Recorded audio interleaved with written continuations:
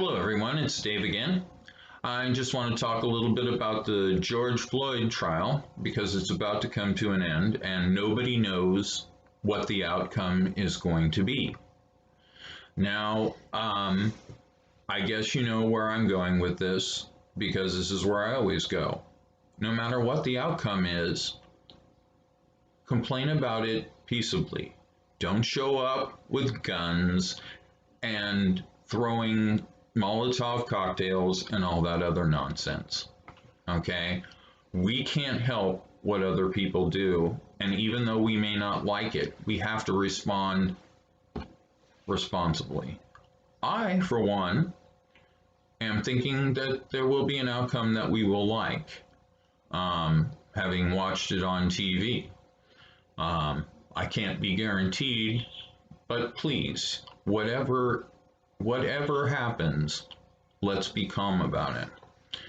Now, the reason I want to see the outcome I want to see is a second degree murder is because of the incredible arrogance. When you watch the video and you see Officer Chauvin I can understand maybe he was a little concerned until Mr. Floyd lost consciousness. But once that occurred, he never even bothered to check on him, despite the fact that there were multiple people, one of them a medical professional, tell him, hey, at least check him. He was so arrogant, he was like, nah, I don't need to do that. So I have that problem. Will it come out that way? I don't know. But I also want to talk not just about the arrogance of police, because that isn't always the case, but also the fear that they have to live with every day. We see the mass shootings on TV and we are heartbroken. They show up at the scene and they're not only heartbroken, but they're traumatized. They're being shot at. People are trying to kill policemen actively every single day. A lot of times, the reason why we see these overreactions is these people are terrified. This is a real problem for people with mental illness, for instance. And it's why I find the whole defund the police thing just annoying, because that's not what anybody wants. But I'd like to see a separate force that does nothing but respond to mental health emergencies. They don't do anything else. That's what they're like, a SWAT team for the mentally ill.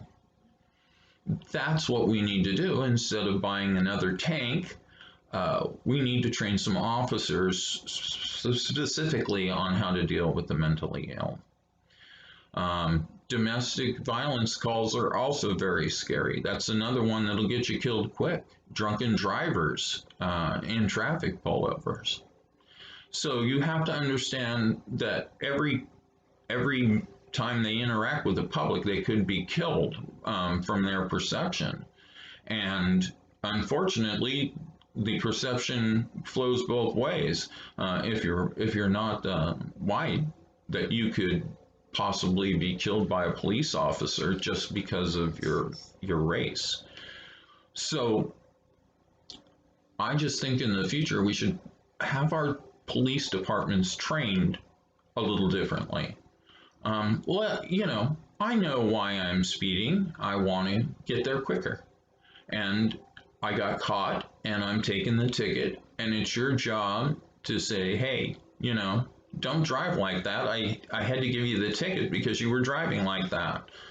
But, putting my arms on the steering wheel and being screamed at because I didn't have my license and registration and insurance out by the time you got to my window, that's just not appropriate behavior. Stern professionalism is absolutely a great technique, but there are times where that's not going to work. And we all know cops are human. Look at Christmas time. Look at all the charities they're doing. The police athletic leagues. But they're scared. So let's have a great week coming up. I want you to think some positive thoughts and maybe do a couple of positive things. All right? I'm going to do that, and I'll talk to you next week.